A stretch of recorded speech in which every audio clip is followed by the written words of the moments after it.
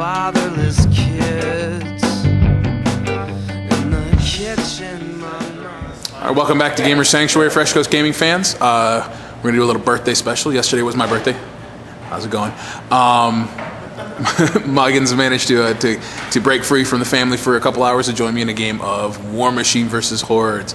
We're going to see an awful lot of cool color combinations on the table today, and hopefully I'm going to start to figure out how to deal with a Hordes faction with my Cygnar. So we'll tune back in after we take a look at this. All right, let's take a look at my Cygnar for today. This should be pretty familiar, as it'll be the third bat rep I've used this particular force with. One slight change recommended by someone on our forums. We've got Nemo 3, Artificial General Nemo with Caitlin Finch, a unit of Storm Blades with 2 gunners and the UA, a unit of Storm Guard, nicely lined up right here, 1 Storm Wall, and Thunderhead, of course. The Storm Tower is going to stick around because it's crazy range, high power, and electro leaping is always handy. We did keep Arlen Strangeways in the list, just to hopefully repair some guys and maybe not get a 1-turn kill on my jacks anymore. And the only addition is dropping the Stormsmith Stormcallers for a Journeyman Warcaster to buff up the armor on my guys. Let's take a look and see what Mike is bringing for his Skorne. All right, here we have a shot of Muggins' beautifully painted red and gold Skorne list. We have E. Makeda, Tiberion, Mullet Karn, and it was a Gladiator.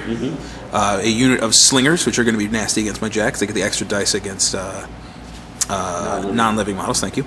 A Swamp Gobber Bellows crew, some Beast Handlers. There's an Agonizer and the Basilisk Kriya in there. Unit of Swordsman, is that the UA in there as well? Yep. Okay. And what's that last guy called? The Mortarthurge Willbreaker. Brand new in Gargantuan. All right, so we got definitely some new stuff. You said you've never played Makeda before, right? No, E. Makeda. E. Makeda, that's what I meant, yes. You've never played this version. All right, so this is going to be a pretty good test for both of us. I suck at this game, and Mike has never played this caster, so it might even out in the end. We'll take a look at the table and deployment in just a second. All right, here we have my Cygnar arrayed in their thin blue line. Storm Guard over here. Storm Tower is about ready to take the hill. Jack's in the middle. I do have 3 Storm Pods deployed all the way as far out as I possibly can, thanks to my Tier 4 abilities. This is, again, a Tier 4 list for Nemo. All my support stuff, or my Jack support units are right here ready to cast spells and upkeep them on my Jacks. And then the Storm Blades are going to make their way through the woods and hopefully set up a counterattack somewhere. And Mike has all 3 of his beasts on top of the hill, and everything else, his infantry blocks are ready to come up the middle. We're going to have a big kill zone right in the middle of the table. One thing I want to note, we're going to try using a little mini tripod today to get some more stable shots. We've had some of the local gamers who watch our bat reps. Thank you guys very much for tuning in. But some of them have suggested that we give that a try, just to make the image a little more stable. And I will do my best to do that. So we're going to tune in after turn 1 is complete. All right, bottom of turn 1, everything just moves forward a lot.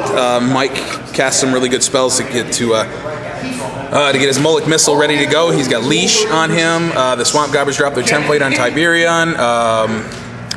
Just about all of his beasts dropped their Animi, and all of his infantry ran forward as well.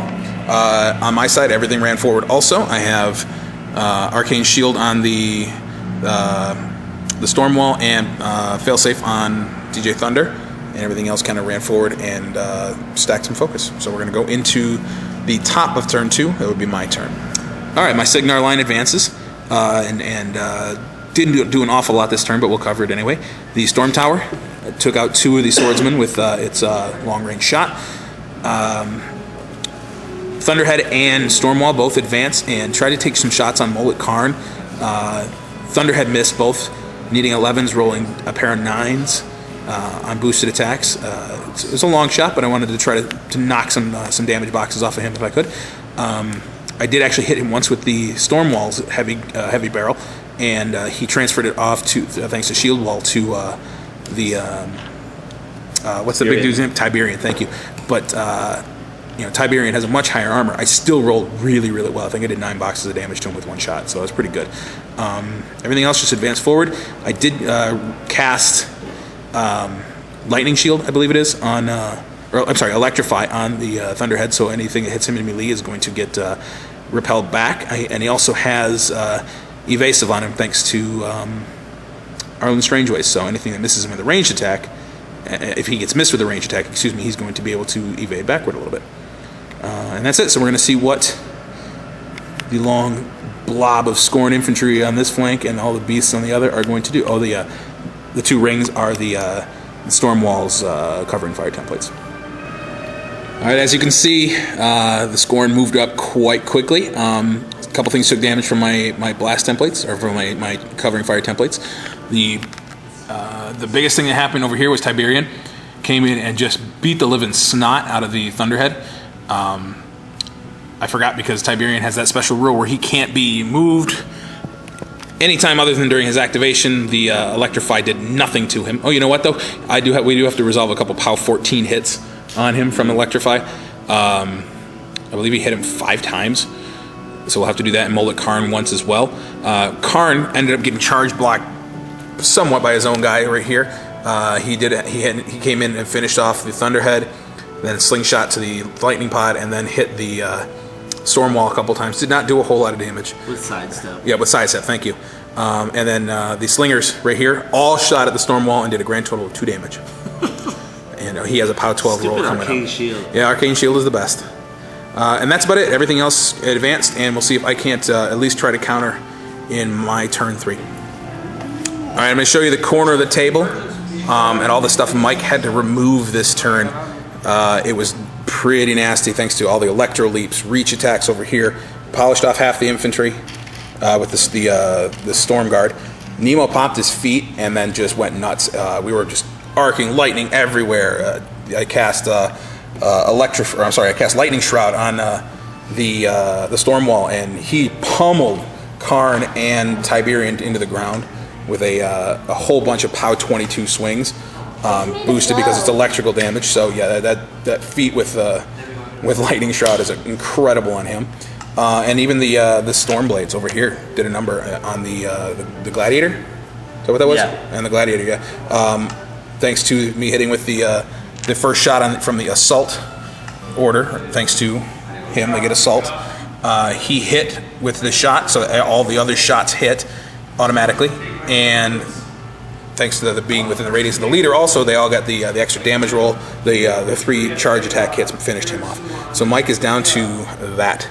And I tried to block charge lanes to Nemo as much as I could. We'll see if he can still figure out a way to get Makeda in there, though. Moving into the bottom of his turn. All right, Mike is just going for as many casualties as he can with Makeda. He ran in and hacked down a couple of my Storm Guard, but that's it. Game's not looking all that good for him right now. So we're going to move now into the top of my, I think this is what, turn 4? Top of turn 4. All right, we're going to call it after Mike's turn 4. He managed to wipe out the Storm Guard with Makeda, but as you can see, she's staring down the Storm Wall. We actually did play out the top of 5, just rolling to see if the Storm Wall could hit her, and he whiffed every single melee attack. So she would have lasted one more turn, but that would be it. So, and definitely not been able to do enough against Storm Wall to finish her off. So, again, I'm really liking the way this list plays. I'm liking how devastating that feat turn can be.